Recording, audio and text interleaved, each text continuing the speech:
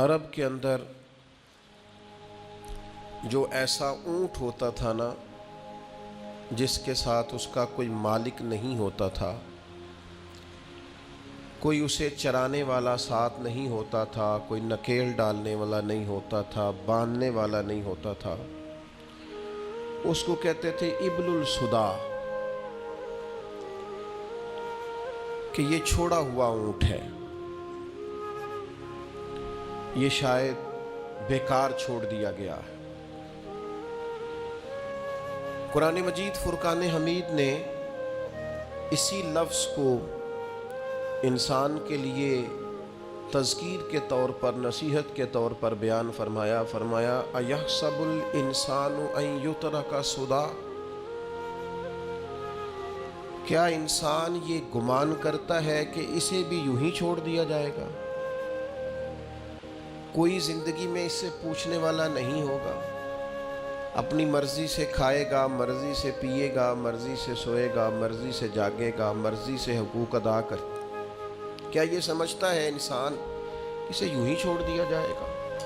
معنی کیا ہے کہ ایسا نہیں ہے، اسے بہت ساری پابندیوں کا پابند رہنا پڑے گا، بہت سارے احکامات کی اسے پیروی کرنی پڑے گی، بہت ساری چیزوں کی فرما برداری کرنی پڑے گی۔ ہر مال اس کا نہیں ہے، اسے حلال اور حرام کی تمیز پیدا کرنی پڑے گی۔ ہر بات جو اس کی ذہن میں آئے گی یہ کہہ نہیں دے گا، بلکہ اسے سوچ کر بولنا پڑے گا۔ اسے یوں ہی نہیں چھوڑ دیا جائے گا، اس پر پابندیاں رکھی جائیں گی، اور پھر جو اعمال یہ کرے گا ان اعمال کے اثرات بھی مرتب ہوں گے اس کی زندگی میں۔ نیکی کرے گا تو اس کا حسن پائے گا، زندگی میں سکون آئے گا، اطمینان آئے گا۔ اگر اپنی زندگی کے اندر یہ گناہ کرے گا، اللہ کی نافرمانی کرے گا تو وَمَنْ أَعْرَضَ عَنْ ذِكْرِي فَإِنَّ لَهُ مَعِيشَةً ضَنْكًا، اللہ فرماتے میری یاد سے منہ موڑ لو گے تو زندگی تنگ ہو جائے گی، دشواری ہوگی، تمہاری معیشت تمہارے لیے مشکلات کا شکار ہو جائے گی۔ یہ نہیں ہے کہ انسان کو یوں ہی چھوڑ دیا جائے گا۔ اور پھر اسی آیت کا معنی یہ بھی بیان کیا ہمارے مفسرین نے کہ ایسا نہیں ہوگا کہ قیامت نہیں سجے گی، یہ نہیں ہوگا کہ جزا و سزا کا میدان نہیں لگے گا۔ اگر وقوع قیامت ہی نہ ہو، قیامت کا میدان ہی نہ لگے، تو کیا جس نے ظلم سہا ہے اور اس امید پر چلا گیا ہے کہ قیامت میں بھی فیصلہ ہونا ہے، تو پھر تو اس کے ساتھ ناانصافی ہو گئی۔ اگر صبح قیامت میدان ہی نہ لگے، وقوع قیامت ہی نہ ہو، تو ظالم جو زندگی بھر ظلم کرتا رہا، جبر کرتا رہا، اور کمزور لوگ اسے سزا نہ دے سکے، تو وہ قیامت میں بھی یوں ہی دندناتا پھرے۔ قیامت کے میدان کا لگنا، جزا اور سزا کا ہونا، یہ عقلاً بھی ضروری ہے، نقلاً بھی ضروری ہے۔ صبح قیامت جب اللہ کی بارگاہ میں لوگ کھڑے کیے جائیں گے تو اس موقع پر جزا و سزا کا تصور اور عقیدہ اسلام کا بنیادی عقیدہ ہے۔ جو بندہ یہ کہے کہ میں قیامت یا آخرت کو نہیں مانتا، وہ بندہ مسلمان نہیں ہے۔ اللہ کو ماننے کے ساتھ ساتھ، رسول اللہ صلی اللہ تعالی علیہ وسلم کو ماننے کے ساتھ ساتھ آخرت پر یقین رکھنا اسلام کا بنیادی عقیدہ ہے، اور یہ وہ عقیدہ ہے جو انسان کی زندگی میں انقلاب پیدا کر دیتا ہے۔ جس بندے کو تصور ہونا کہ مجھے کھڑا کیا جائے گا، مجھ سے باز پرس ہوگی، مجھ سے حساب لیا جائے گا، مجھ پر، وہ ایک دانشور نے لکھا ہے کہ ایک مالک کا اپنے ملازم پر بہت زیادہ اعتبار ہو گیا تھا، تو اس نے پھر اس سے پوچھنا چھوڑ دیا کہ آج کتنی آمدن ہوئی ہے، کتنی بچت ہوئی ہے، کتنے اخراجات ہوئے ہیں۔ تو وہ جو اس کا ملازم تھا وہ بڑا نیک آدمی تھا، اس نے ایک دن کہا کہ صاحب وہ آپ پوچھا کرتے تھے ہر شام کو کہ آج کیا کمایا، کیا خرچ کیا، اور ہمارے پاس نتیجتاً آمدن کیا رہی اور نفع کیا رہا، تو آپ پوچھ نہیں رہے۔ اس نے کہا یار سالوں گزر گئے، اب میرا بڑا اعتبار ہے تیرے اوپر، اب میرا بڑا یقین ہو گیا ہے، لہذا میں اب سمجھتا ہوں کہ کوئی ضرورت نہیں ہے۔ تو کہتے ہیں وہ کرسی سے اٹھ کے اس کے پیروں میں بیٹھ گیا، اس نے کہا مہربانی کر میرے اوپر اعتبار نہ کر. کیا مطلب؟ کہنے لگے یہ تو میرے اوپر اعتبار کر کے مجھے میرے نفس کے حوالے کرنا چاہتا ہے. تو مجھے میری خواہشات کے سپرد کرنا چاہتا ہے کہ میں جو میرے من میں آئے کروں. مجھ سے پوچھا کر. کوئی پوچھنے والا ہونا تو انسان اعتدال میں رہتا ہے. مجھ سے سوال جواب کیا کر. کوئی سوال جواب کرنے والا ہو تو انسان کو تصور رہتا ہے. مجھے میرے نفس کے سپرد نہ کر ورنہ یہ تو مجھے گمراہ کر دے گا. یہ تو خواہشات کا فتنہ ہے جو مجھے الجھا ڈالے گا. میرے عزیز یاد رکھیے گا، اگر کوئی پوچھنے والا نہیں ہوتا، اگر سوال جواب نہیں ہوتے، اگر بات چیت نہیں ہوتی تو بہت سارے لوگ ایسے ہیں جو ٹھیک ہوتے ہیں پر بگڑ جاتے ہیں. آپ نے جس آدمی کو گلے پہ بٹھایا ہے اور پھر آپ نے پوچھا نہیں ہے، چلیں آپ نے اعتبار ہی کیا ہوگا، لیکن جو اس بندے کا آپ نے نقصان کیا اسے فتنے میں ڈالا ہے، دنیا اور آخرت تباہ کر دی اس کی. آپ کو چاہیے تھا باز پرس کرتے، خیال کرتے، سوال اٹھاتے، پوچھتے یہ کیا ہوا. وقتی طور پر یہ چیز بری لگتی ہے لیکن یہ بڑی فائدہ مند ہوتی ہے. اس کے اندر بڑی ساری چیزیں پنہا ہیں. قیامت کے دن اللہ تعالیٰ اپنے بندوں سے سوال پوچھے گا. اور قربان جائیں میرے نبی پاک علیہ السلام نے فرمایا ہاں وہ پوچھے گا. اور جب تک 5 چیزوں کا تم جواب نہیں دو گے تمہیں قدم نہیں اٹھانے دے گا. یا رسول اللہ کون کون سی 5 چیزیں؟ فرمایا اللہ پوچھے گا تم سے بتاؤ عمر کہاں گزاری. بولو میں نے زندگی دی، صحت دی، عافیت دی، کہاں کہاں بتا کے آئے وقت. اور اسی پر دوسرا سوال یہ کرے گا مالک کہ عمر کا بہترین حصہ تھا جوانی کا، جب تھکاوٹیں نہیں ہوتی تھی، جب کھڑا رہا جا سکتا تھا، محنت مشقت جد و جہد ہو وہ بہترین حصہ جوانی کا کہاں گزارا. تیسرا سوال مالک کرے گا بتاؤ نا مال کہاں سے کمایا.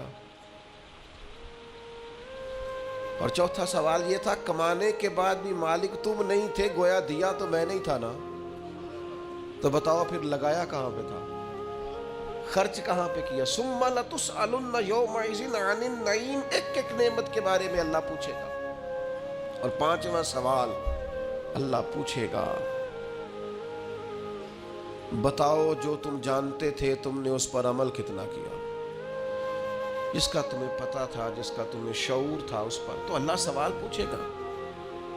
اب یہ کیوں سوال ہوں گے وقوع قیامت میں؟ یہ کیوں پوچھا جائے گا کہ قیامت کے دن کی جزا سزا کا خوف ہو بندے پر. اسلام ویسے اپنے ماننے والوں کو بے خوف رکھتا ہے. لا خوف علیہم ولا ہم یحزنون. اللہ کے دوستوں کو خوف غم نہیں ہوتا.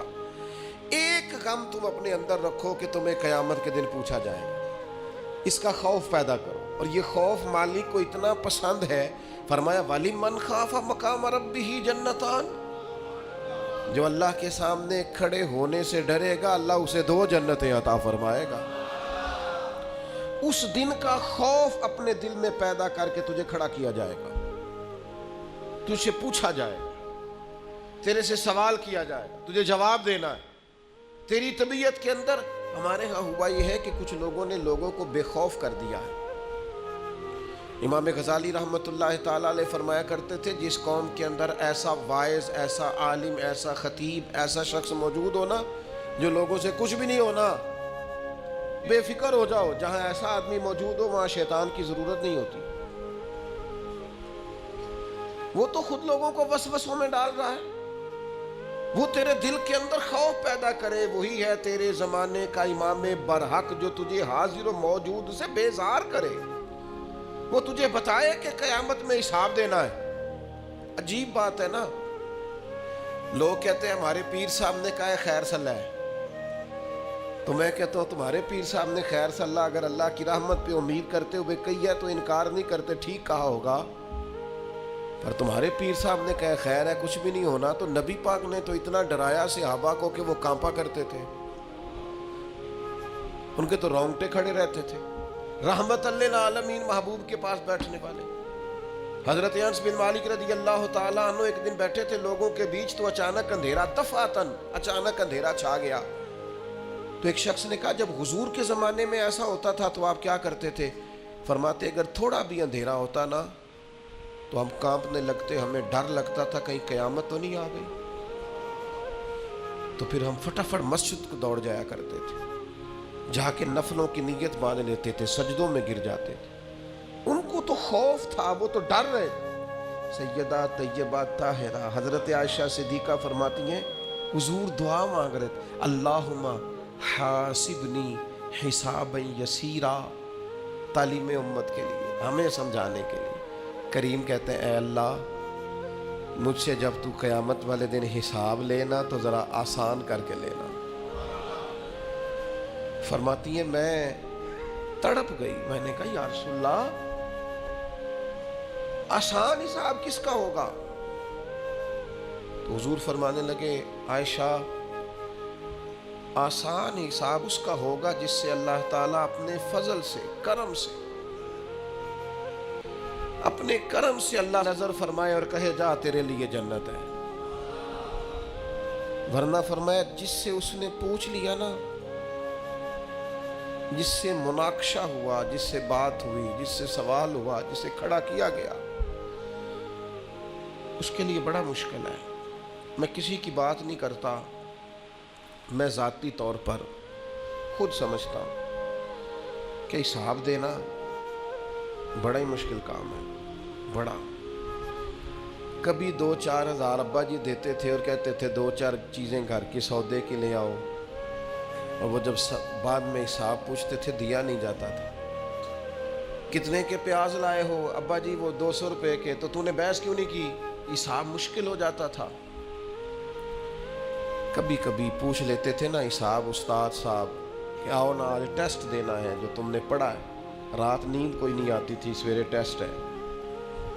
بچوں کو کھانا نہیں گزرتا، سویرے امتحان ہے، پرچہ ہے. جس دن صبح نتیجہ نکلنا ہوتا ہے کیا ہو جائے گا؟ کھا جائے گا کوئی فیل ہو گئے تو دنیا چھوڑنی پڑے گی. مسلوں پہ بیٹھے ہیں نوجوان، کچھ بھی نہیں. مڈل کا، matric, F A, B A, M A کا امتحان ہے، کچھ بھی نہیں. تسبیحاں پڑھ رہی ہیں بیٹیاں. او خدا کے بندو، دنیا کے چھوٹے چھوٹے حساب سے ڈرتے ہو، اس وقت سے کیوں نہیں ڈرتے جب وہ مالک کھڑا کر کے کہے گا بتا نا میں نے دی تھی نا صحت تجھے، جوانی میں نے دی تھی نا. تیرے ساتھ کتنے لوگ اور بھی تھے، ان پڑھ تھے. عزتیں، شہرتیں، علم، دولتیں میں نے تجھے دی تھی نا. کتنے لوگ تھے تیرے ساتھ پیدا ہوئے تھے، بیمار تھے، کمزور تھے، معذور تھے. صحت تو تجھے میں نے دی تھی نا. آنا میری نعمتوں کا حساب دے. میرے عزیز قیامت کے دن جس سے حساب پوچھا گیا، مناقشہ کیا گیا، حضور فرماتے ہیں وہ قابو آ گیا. ہم بھی قیامت کا ذکر کرتے ہیں، ہم بھی کہتے ہیں قیامت کو لے لیں گے، قیامت کو دے دیں گے، لیکن اس کے بعد جو اثر مرتب ہونا ہوتا ہے نا، اثر. ترمذی میں حدیث ہے 2 صحابہ کے درمیان نزاع پیدا ہو گیا زمین کے وراثت کے ایک مسئلے پر. دونوں کے پاس گواہ موجود نہیں تھے. ایک کہتا تھا پلاٹ میرا ہے، مجھے ملا ہے وراثت میں، دوسرا کہتا تھا میرا ہے. اگرچہ اللہ تعالیٰ نے محبوب پاک علیہ السلام کو غیب کے خزانوں کی کنجیاں دی ہیں، پر ہمیں سمجھانے کے لیے نبی کریم علیہ السلام ان سے فرمانے لگے ہو سکتا ہے آج تم میں سے کوئی زیادہ تیز بولے، زیادہ بات بنانی اسے آتی ہو، زیادہ سلیقے سے قائل کرنا آتا ہو، اور آج زیادہ اچھے طریقے سے وکالت کر کے وہ اپنے حصے میں فیصلہ لے جائے کسی سے.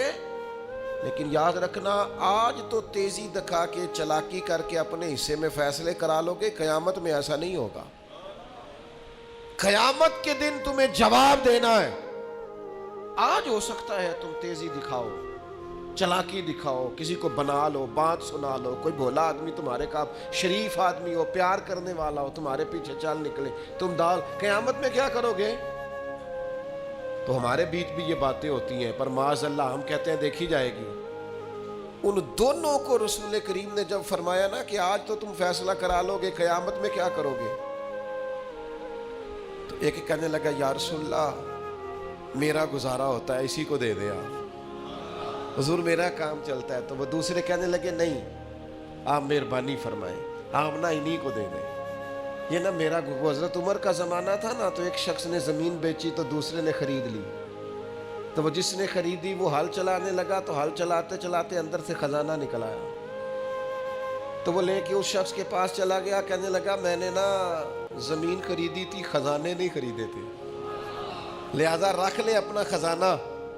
تو وہ کہنے لگا میرے بھائی تو کچھ زیادہ نیک نہیں، میں نے جب بیچی تھی تو زمین بھی بیچی تھی اور جو کچھ اندر تھا سارا ہی بیچ دیا تھا، لہذا تیرا یہ ہے، میں نہیں قیامت میں حساب۔ وہ کہتا ہے تیرا ہے، یہ کہتا ہے آج کل کیا ہوتا ہے، نہیں میرا ہے، ابا جی سے پوچھ لو، چاچا جی سے پوچھ لو، میں پہلے بار گیا تھا، کام پہلے میں نے شروع کیا تھا، فلانے سے پوچھ کے دیکھو، محنت ساری میری ہے، تیرا ہے بھائی تیرا ہے، مجھے نہیں چاہیے، لے جا۔ قربان جائیں، یہ دنیا میں وہ روشن ستارے ہیں جن میں نور محمد عربی نے عطا فرمایا صلی اللہ تعالی علیہ، لے جا بھائی تیرا ہے۔ اب وہ فیصلہ حضرت ابی بن کعب کے پاس گیا، فیصلہ انہوں نے بڑا انوکھا کیا، وہ کہنے لگے جی میں نے دیکھے جی میں نے زمین خریدی تھی، اندر خزانہ تو نہیں نہ خریدا تھا، اسے کہے رکھے اپنا خزانہ، تو وہ کہنے لگا جی میں نے بیچ دی تو خزانہ بھی اسی کا ہے۔ انہوں نے فیصلہ کیا، دونوں سے پوچھنے لگے آپ کی اولاد ہے؟ ایک نے کہا میرا بیٹا ہے، دوسرے نے کہا میری بیٹی ہے، فرمایا دونوں کا نکاح کر کے خزانہ دونوں کو دے دو، ان کے حوالے کر دو بچوں کے، تم دونوں۔ جب وقوع قیامت کا خیال ہوتا ہے نا، اللہ کی بارگاہ میں حاضر ہونا ہے، جب صبح قیامت کا تصور، اور ساری رات یہ سوچ آتی ہے کہ صبح مال کیسے زیادہ کرنا ہے اور کیسے جمع کرنا ہے، اور اللہ فرماتا ہے کہ گن گن کے رکھتے ہو رات کو، وَيْلٌ لِكُلِّ هُمَزَةٍ لُمَزَةٍ الَّذِي جَمَعَ مَالًا وَعَدَّدَ، رات گن گن کے رکھتا ہے، 1000 والے علیحدہ، 500 والے، 5000 والے علیحدہ علیحدہ، اللہ کہتا ہے گن گن کے رکھتا ہے، تو جمع کر کر کے رکھتا ہے، پتہ ہے مالک کو۔ اور میرے بھائی جس طرح تو یہ سوچتا ہے صبح پیسے زیادہ کرنے، یہ کیوں نہیں سوچتا قیامت میں حساب بھی دینا ہے، اللہ کی بارگاہ میں حاضر بھی ہونا ہے۔ حضرت عبد الرحمن ابن عوف صحابہ میں سب سے امیر آدمی تھے، اور اتنی خوبصورت اور اتنی ان کی صاف ستھری دولت تھی کہ ان کے پیچھے نبی پاک نے نماز ادا فرمائی ہے، لیکن جب آخری عمر مبارک تھی نا تو پیسہ بڑا تھا، حضرت عائشہ صدیقہ کے دروازے کے باہر آ کے بیٹھ جاتے تھے، کہتے تھے اماں جی حضرت امیر حمزہ تو مجھ سے افضل تھے، لیکن جب دنیا سے گئے تھے تو کفن کا کپڑا بھی کوئی نہیں تھا، میں تو فاروق اعظم کو اپنے سے اعلیٰ جانتا ہوں، پر وہ شخص تو ساری زندگی پھٹے ہوئے کرتے میں وقت گزار کے چلا گیا۔ علی ابن ابی طالب حضور کے بھائی تھے، ساری زندگی پھٹی تہمت انہوں نے پہنی، پیوند لگے ہوئے، جگہ جگہ پہ پیوند لگے، تہمت پہنی، اور میرے پاس اتنے پیسے۔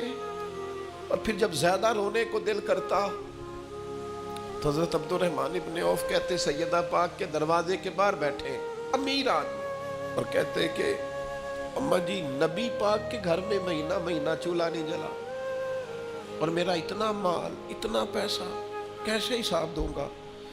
تو پھر جناب حضرت عائشہ صدیقہ ان سے کہتی عبد الرحمن اٹھ، اللہ کی راہ میں خیرات کر کے آ، مجھے امید ہے اللہ تیرے اوپر آسانی فرمائے گا۔ صبح قیامت کا ڈر، اللہ کا خوف، اس کی بارگاہ کے اندر حاضری کا تھوڑا سا کئی دنوں کے بعد کھانا حضرت ابو الحیثم کے باغ میں جا کے کھایا۔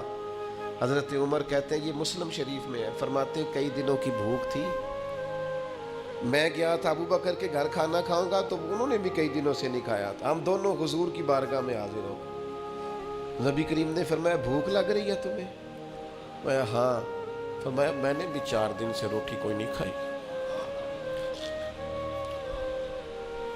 چلو ابو الحیثم انصاری کے گھر چلتے۔ فرماتے انہوں نے نہ بکری ذبح کی، نبی پاک علیہ السلام نے تھوڑا سا کھانا کھایا، اور کھانا کھا کے حضور گہری سوچ میں چلے گئے۔ تو عرض کی یا رسول اللہ صلی اللہ تعالی علیہ وسلم کیا ہوا؟ تو حضور فرمانے لگے سوچ رہا ہوں یہ جو کھایا ہے اس کا حساب بھی تو دینا ہے نا۔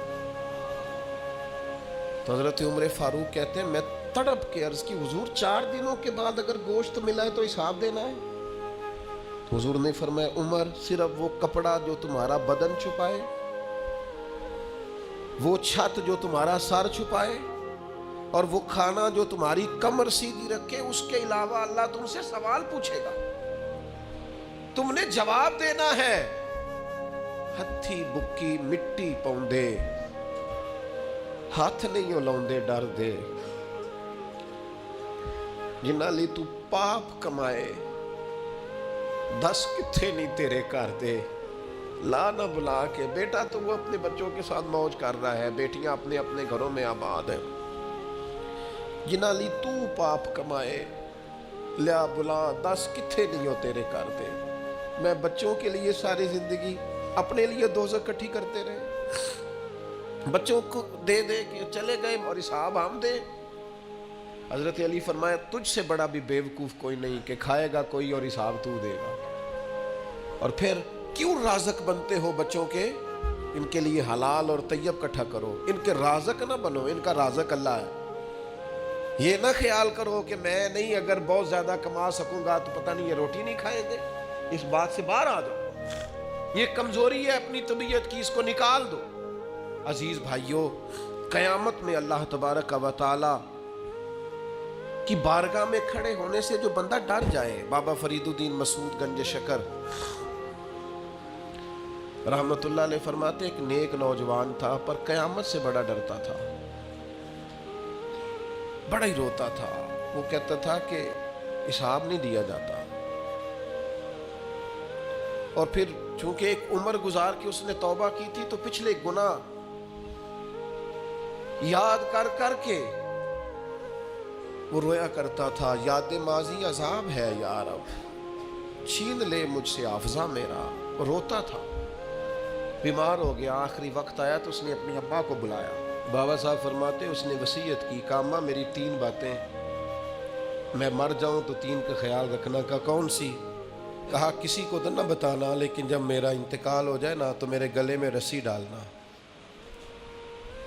اور ذرا مجھے کھینچنا سین میں، اور ماں بتانا لوگوں کو کہ جو رب کی نافرمانی میں زندگی گزارے اس کا یہی اشر کرنا چاہیے،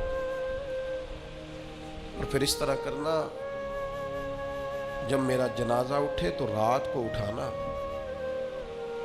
کیونکہ بڑے لوگ میری عادتوں کرتوتوں سے واقف ہیں، میں نہیں چاہتا کہ جنازے پہ بھی کوئی گواہی دے دے کہ وہ فلانا جا رہا ہے۔ رات کو جنازہ چپ کر کے مجھے دفن کر دینا، اور تیسرا تھوڑی دیر جب لوگ آ جائیں تو اماں میری قبر پہ رہنا، مجھے امید ہے ماں کی برکت سے اللہ تعالیٰ میرے اوپر آسانی فرمائے گا، تھوڑی دیر رہنا۔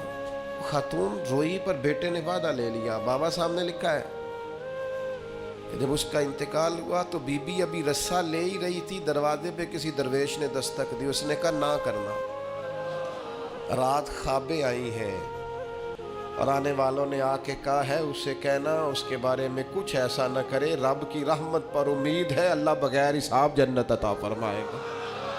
یہ رب کا مقبول بندہ ہے، اللہ کے کئی بندوں کو رات یہ نظارہ ہوا ہے۔ یہ خوف اگر پیدا ہو جائے قیامت کا کہ اللہ کے حضور حاضر ہونا ہے، یہ اگر تصور جاگزیں ہو جائے، آپ کہیں گے اس طرح کرنا درست ہے، تو بخاری میں حدیث ہے، نبی کریم علیہ السلام نے فرمایا اللہ کے ایک بندے نے وصیت کر دی تھی، ایک بندے نے وصیت کی تھی اپنے بچوں سے، اس نے کہا تھا یار میں بڑا گناہگار ہوں، قیامت کے دن میں سامنا نہیں کر سکتا، اس طرح کرنا جب میں مر جاؤں نا مجھے جلا دینا، یہ بخاری میں حدیث ہے، اور جلا کے میری خاک اڑا دینا، میں جل جاؤں گا پر میں حساب پتہ سارا ہے سردار نو کیتیاں دا، من نانم کے من دانم، ساری زندگی گزر گئی لوگوں کا حساب کرتے، فلانا اس طرح کا ہے فلانا، اور لوگوں کا تو تجھے صرف شک ہے، اپنا تو پاک ہے، پکی بات چھپاتا ہے۔ کچھ لوگ کہتے ہیں جی میں نہیں ہمیشہ سچ بولتا ہوں، اپنے بارے میں بولنا سچ، ہمت کرنا جرت کا مظاہرہ کر، اپنے بارے میں سچ بول، بتا کہاں کہاں کرتوت کیے، کہاں کہاں جبر کیے، کہاں کہاں ظلم کیے، کہاں کہاں دوسروں کے بارے میں سچ بولتا ہے، یہ کس نے اجازت دی؟ اپنے بارے میں سچ بول، اپنے بارے میں بتا، اپنا اپنا حساب کر۔ حضرت ابراہیم ابن ادم رحمت اللہ تعالی علیہ مریدوں کے ساتھ گزر رہے تھے تو اوپر سے کسی بندے نے خاک ڈالی تو مرید دوڑ پڑے، کہنے لگے ہم انہیں پکڑیں گے۔ تو حضرت صاحب فرمانے لگے کچھ نہ کہنا۔ حضور کیوں؟ فرمانے لگے میں کوئی شے بھی نہیں، اور اگر تم مجھ سے میرے عمل پوچھو تو اس نے خاک ڈالی ہے، میں اس قابل ہوں مجھ پر آگ ڈالی جائے۔ اور یہ عاجزی کے لیے نہیں کہا انہوں، ان کا حال یہاں تو چھوٹے چھوٹے لوگ میری طرح کے بن کے بیٹھ گئے، یہ انداز، یہ آنا، یہ جانا، یہ نصیحتیں کرنا، یہ کرو فر، یہ ترے، یہ کیا بات ہے، سوچتے ہی نہیں تھوڑی دیر کے لیے بھی۔ حضور فرماتے اس نے وصیت کی کہ مجھے جلا دینا، میری خاک بہا دینا، مجھے ڈر آتا ہے، میں نہیں مالک کا سامنا کر سکتا۔ اللہ کے حبیب فرماتے ہیں اس کے بچوں نے یوں ہی کیا، جلا دیا۔ یا رسول اللہ پھر کیا ہوا؟ فرمایا قیامت کے دن اللہ تعالیٰ زمین کے ذروں کو حکم دے گا، وہ اس کے وجود کو اکٹھا کریں گے۔ وہ جس نے پہلے اسے بنایا تھا وہ دوبارہ بنائے گا، سامنے کھڑا کرے گا، فرمائے گا یہ تو نے کیا وصیت کی؟ اگرچہ یہ وصیت آج کرنا جائز نہیں، آج جائز نہیں، لیکن حضور نصیحت کے لیے بیان کرتے ہیں۔ فرمایا اس نے وصیت کی، اللہ تبارک و تعالیٰ اس سے پوچھے گا یہ تو نے کیوں کی؟ حالانکہ اللہ جانتا ہے، تو عرض کرے گا مالک میں ڈر گیا تھا، میں تو دنیا میں حساب نہیں دے سکتا تھا، قیامت میں کیسے دیتا؟ اللہ فرشتوں سے فرمائے گا یہ سچ کہتا ہے، اس نے واقعی یہ ڈر کر بات کی تھی، گواہ ہو جاؤ میں نے اس کے سارے گناہ معاف فرما دیے۔ اپنی طبیعت میں خوف خدا پیدا کریں۔ حضرت عمر کہا کرتے تھے اپنا حساب کر لو اس سے پہلے کہ اللہ تمہارا حساب کرے۔ میں آپ کو ذمہ داری سے، تجربے سے، جتنا مجھے قرآن و حدیث آتا ہے پڑھ کے بتاتا ہوں، جو جرم آپ نے کیے، میں نے کیے، ان کا حساب ہم نے دینا ہے، ہماری اولاد نے۔ بچوں کو پتہ ہے کہ ابا نے حلال کمایا کہ حرام کمایا؟ ان بیچاروں کو کیا پتہ؟ یہ ہماری ذمہ داریاں ہیں۔ صبح قیامت جو عروج پائے، جو کمالات پائے، وہ کس ڈگر پہ پائے، وہ ہم نے حساب دینا ہے۔ آنکھیں بند کر کے زندگی نہ گزارو، اب تو آنکھیں کھلنے کا ٹائم آیا ہے۔ جاگتی آنکھوں سے اپنا محاسبہ کرو۔ لوگوں پر تبصرہ کرتے وقت ہم بھول جاتے ہیں کہ ہمارے اپنے حالات کتنے خطرناک ہیں۔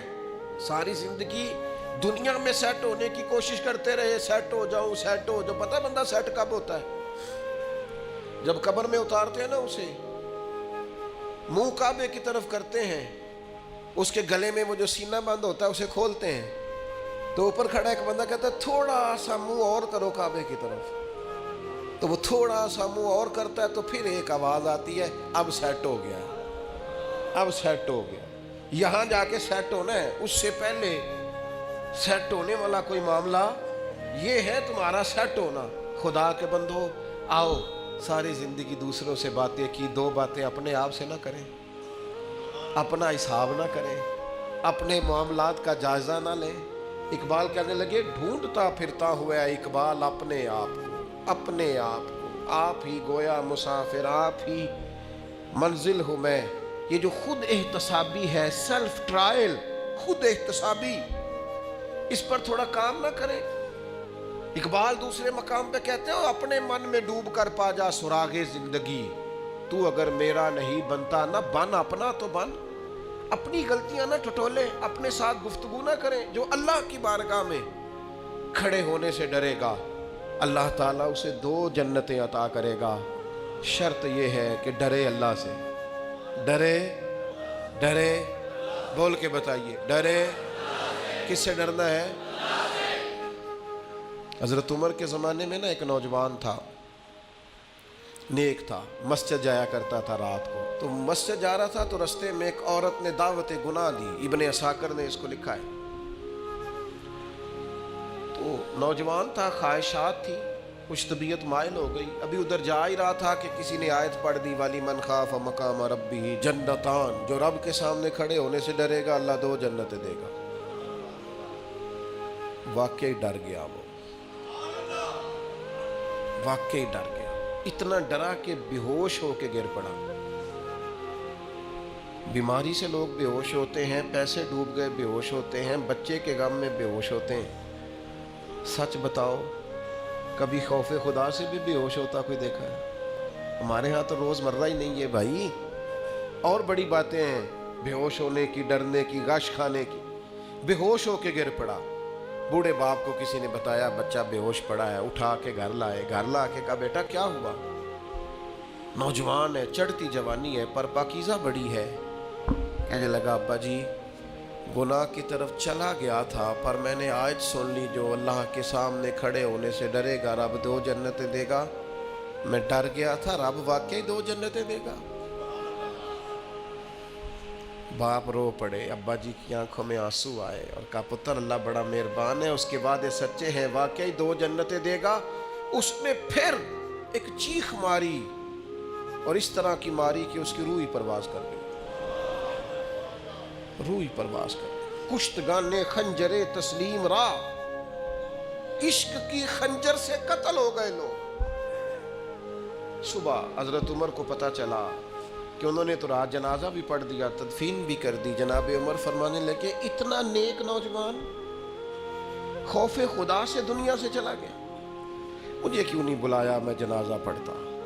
फारूक आजम फरमा रहे हैं मेरा शौक था, मैं उसका जनाजा पढ़ता। कहा हुजूर आपको तकलीफ नहीं दी? फरमाया बताओ कब्र कहाँ है?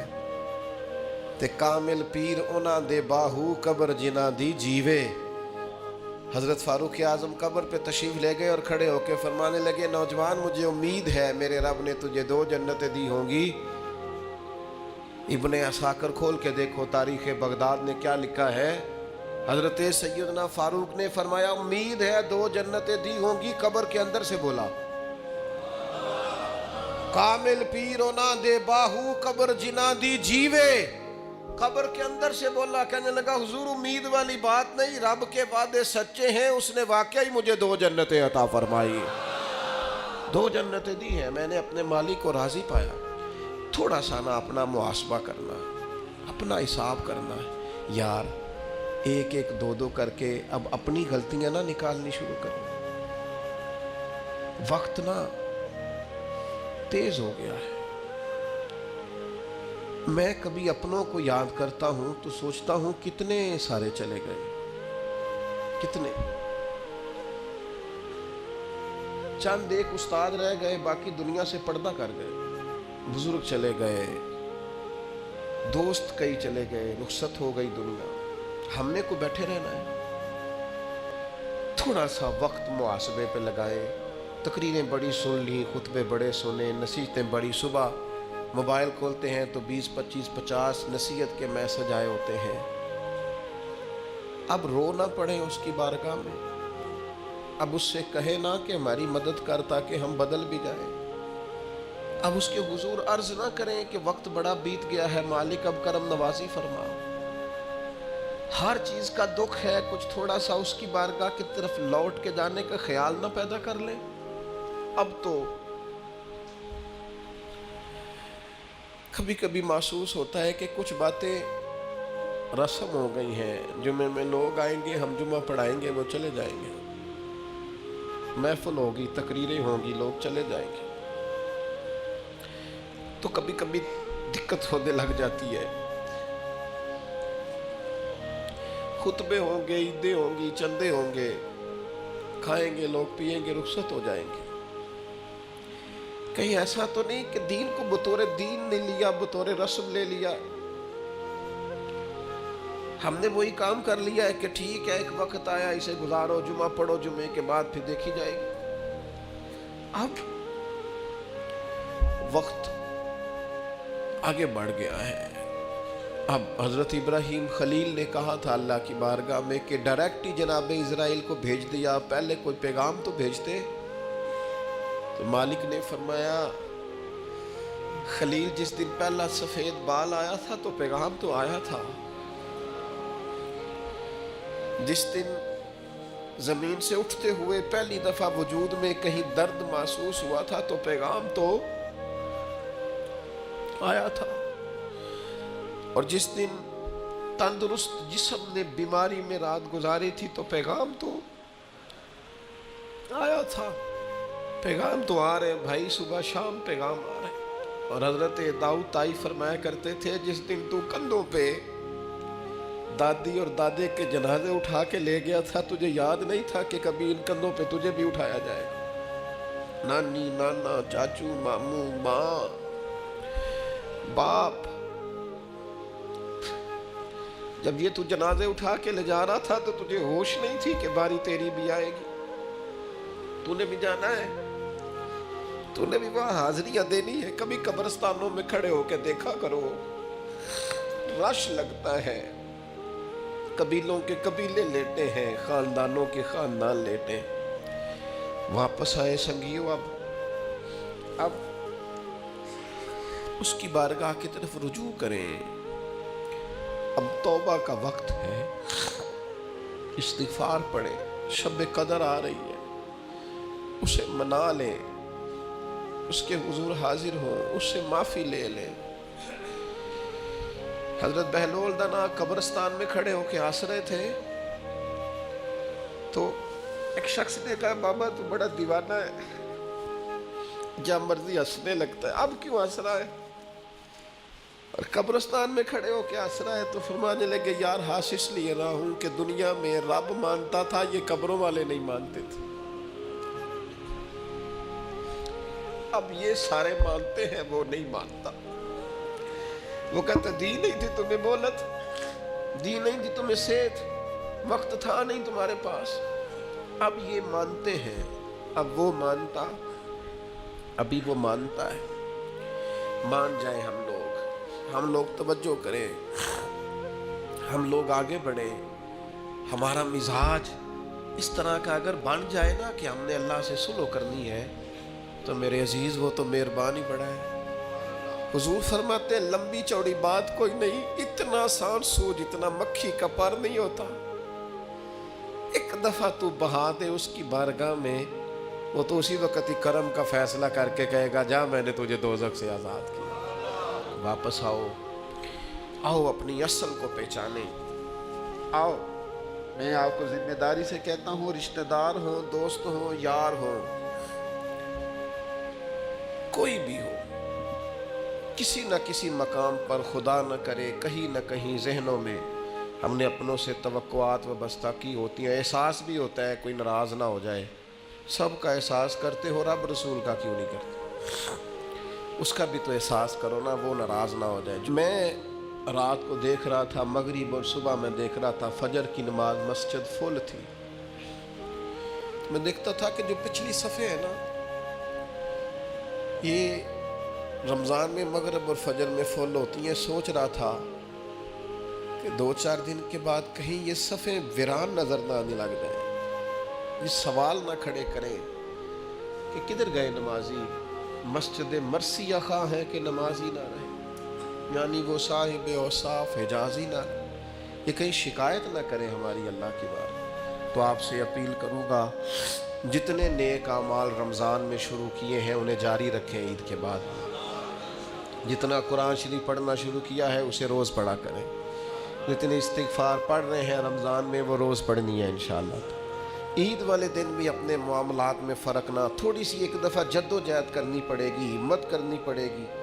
चलें कह लें जबर करके आपको ईद वाले दिन भी तिलावत करनी पड़े तो करें।